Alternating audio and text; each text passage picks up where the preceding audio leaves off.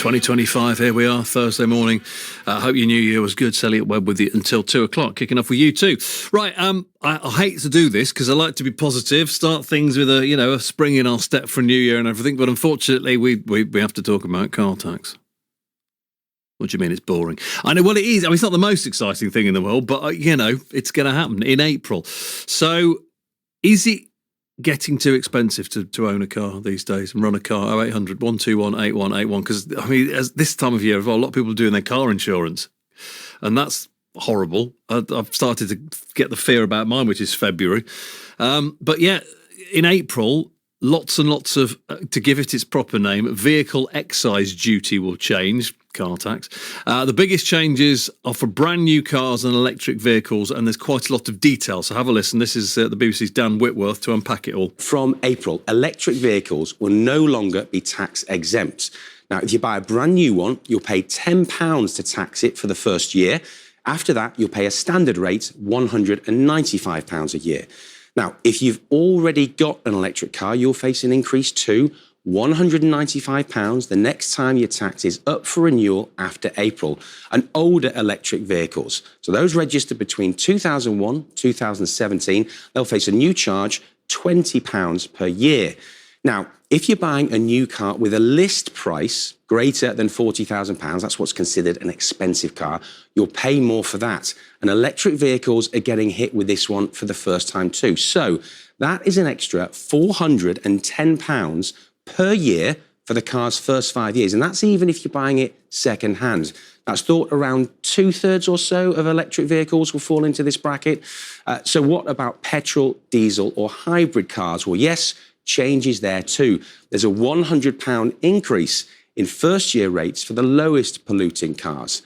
Now, the highest polluters, they'll see their rates double. So those buying something maybe a little bit more flash, you could be hit with a first year tax as high as £5,500, although most will be lower than that.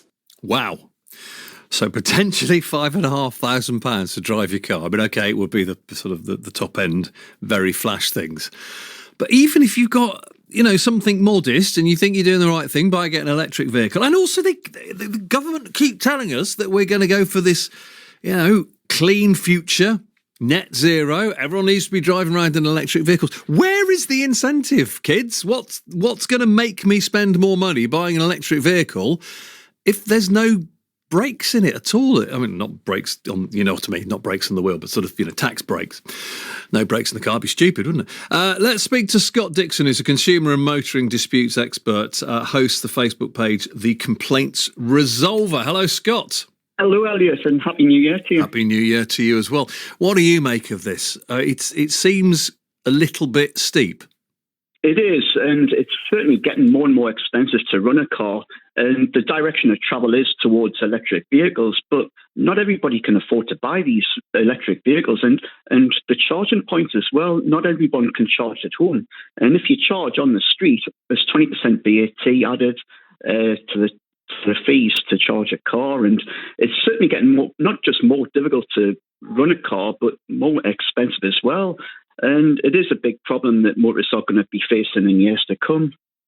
So what's the answer? Is there any way around this? Is there a car that you can buy that is cheap? Well, it's a good question to ask, and it's something that I may be facing myself this year, because my car, we've talked about cars previously, it's coming towards the end of its economical life, really, and I'm going to be looking for a cheap runabout as well.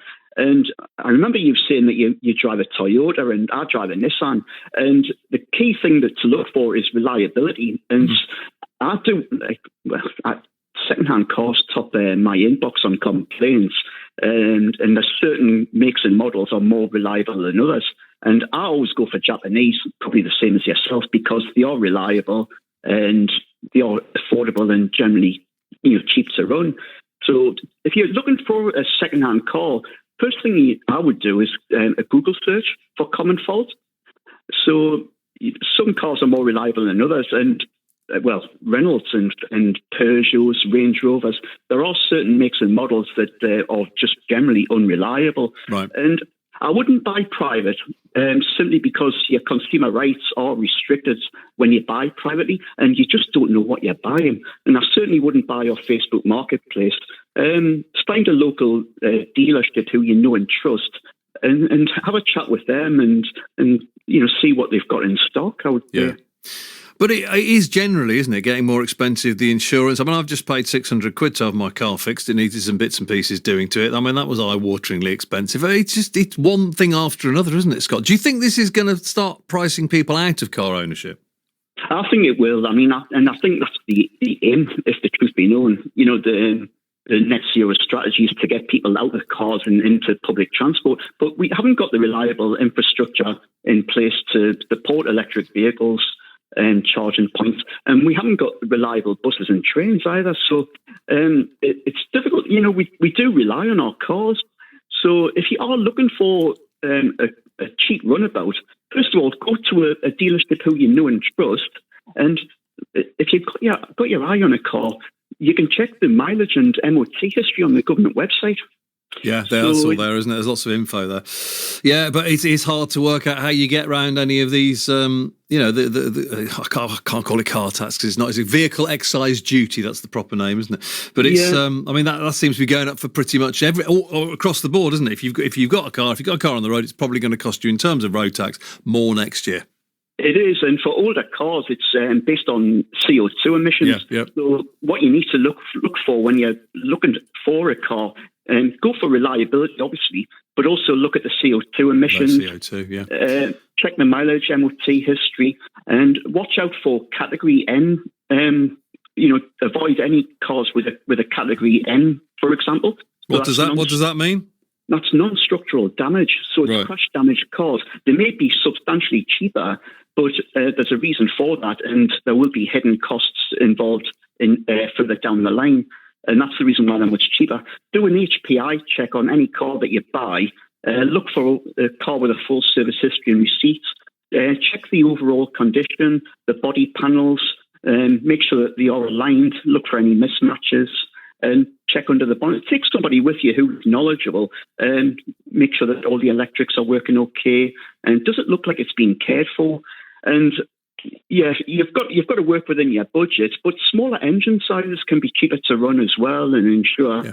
And so look for the car that you need, and the essential requirements. Do you need a car for short or long journeys? Is it going to be ULEZ compliant as well? That's a very good point, isn't it? And parking on-street parking fees and permits. And I think that's the biggest scam going, because that's based on CO2 emissions. And obviously a parked car doesn't emit any emissions. It's a very good point. Well made, Scott. Look, thank you very much. I'm going to leave it there. But a whole list of things there, costs that you incur for driving a car. Scott Dixon, thank you very much.